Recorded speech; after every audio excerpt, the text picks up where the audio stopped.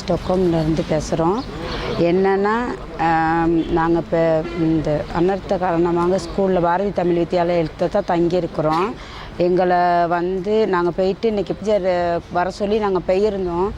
அங்கே மேனேஜர் சொல்லிட்டாரு, கேட்டு வாசப்படிக்கிட்ட போகிறக்குள்ளேயே சொல்லிட்டாரு, வேலை இல்லாதவங்கள்ட்ட கதைக்க எனக்கு விருப்பம் இல்லைன்னு சொல்லி. வேலை இல்லாதவங்கள்ட்ட கதைக்க விருப்பம் இல்லைன்னு நாங்கள் வெளியவே நின்றுட்டோம். அதுக்கு பிற்பாடு ஸ்டேட் தலைவர் ஒருத்தர் கூப்பிட்டு நீங்கள் எல்லாம் வாங்க உள்ளுக்குன்ட்டு போயிட்டோம். போனதுமே மேனேஜர் சொன்னார், வேலை செய்கிறவங்களுக்கு மட்டும்தான் எதுலேயும் நாங்கள் எந்த முடிவும் சொல்லுவோம், வேலை இல்லாதவங்கள்ட்ட பிரச்சனையை நாங்கள் அப்புறம் பார்த்துக்குறோம் அப்படின்னு சொல்லிட்டாரு.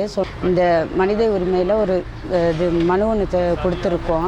எங்களுக்கு இதில் வேலை செய்யலைங்கிறதில்ல, நாங்களும் இந்த நாட்டில் உள்ள ஒரு உரிமை பற்றவங்கிறதுக்கு எங்களுக்கு இந்த அரசாங்கம் நல்ல அரசாங்கம் இந்த அரசாங்கத்தில் எங்களுக்கு நல்ல ஒரு முடிவு ஒன்று கொடுக்கணும். இதில் எங்கள் வீடுகளின் உள் வெடிப்புகள் நிறைய வீடுகள் பாதிக்கப்பட்டிருக்கு. இது சம்பந்தமாக நாங்கள் நிர்வாகத்தில் சொன்னோம், தோட்ட முகாமையாளர்கிட்ட சொன்னோம், பிரதேச ஊடாக சொன்னோம், கிராம சேவர்கள் ஊடாக சொன்னோம். ஆனால் அவர்களை எல்லாமே பார்வையிட்டார்கள். பார்வையிட்டும் எங்களுக்கு தகுந்த முடிவு இன்னும் கிடைக்கவில்லை. வணக்கம், நான் ஜீவன் ராஜேந்திரன், சமூக அரசியல் செயற்பாட்டாளர். இன்று அறிவித்திருக்கின்ற அந்த நிவாரண நிதி மலையக பெருந்தோட்ட மக்களுக்கு கிடைக்குமா என்ற சந்தேகம் நிலவுகின்றது.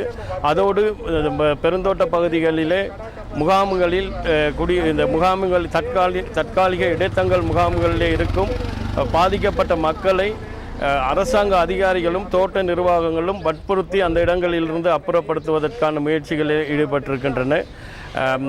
கட்டிட ஆராய்ச்சி நிறுவனம் முறையான ஒரு ஆராய்ச்சியை செய்யாமல், ஆய்வுகளை மேற்கொள்ளாமல் அந்த மக்களை அந்த இடத்திலிருந்து அப்புறப்படுத்துவதற்கு முனைந்திருப்பதாக மக்கள் விசனம் தெரிவிக்கின்றது. ஆகவே இந்த தோட்டங்களிலே தோட்டத்தில் வேலை செய்பவர்கள், வேலை செய்யாதவர்கள் என்ற பாகுபாடு நிலவுகின்றது. ஆனால் இந்த தோட்டங்களில் இருக்கிற அத்தனை மக்களும் இந்த பெருந்தோட்டத்துறையில் தொழில் செய்தவர்களாகவே இருக்கின்றார்கள். எதிர்காலத்திலே இந்த மக்களுக்கு பாதுகாப்பான ஒரு இடத்திலே குடியமர்த்த வேண்டிய பொறுப்பு இந்த நாட்டினுடைய அரசாங்கத்துக்கு இருக்கின்றது.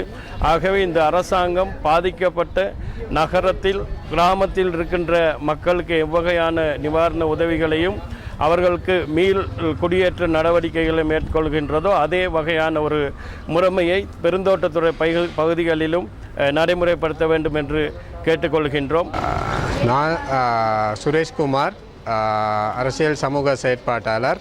இங்கே எது நடந்தாலும் தோட்டத்தில் வேலை செய்கிறவங்களுக்கு மட்டும்தான் நாங்கள் எதையும் செய்வோம், மற்றவங்களுக்கு எதுவும் செய்ய முடியாது. அங்கே நிலம் கொடுத்தாலும் சரி, எது வந்தாலும் சரி, தோட்டத்தில் வேலை செய்கிறவங்களுக்கு தான் செய்யலாம் அப்படிங்கிற இந்த முகாமில் இருக்கவங்களுக்கு மத்தியில் ஒரு முரண்பாடை ஏற்படுத்துகிற வகையில், பிரிவினை ஏற்படுத்துகிற வகையில் அவர் செஞ்சது மாத்திரமல்லாமல், இந்த முகாமில் தங்கியிருக்கிற 5 குடும்பங்களை சேர்ந்த தோட்டத்தில் வேலை இல்லாத 5 பேரை நோரூர் போலீஸில் முறைப்பாடு செஞ்சுருக்காரு. இவங்க பலவந்தமாக இடம் பிடிக்க போகிறாங்கன்னு.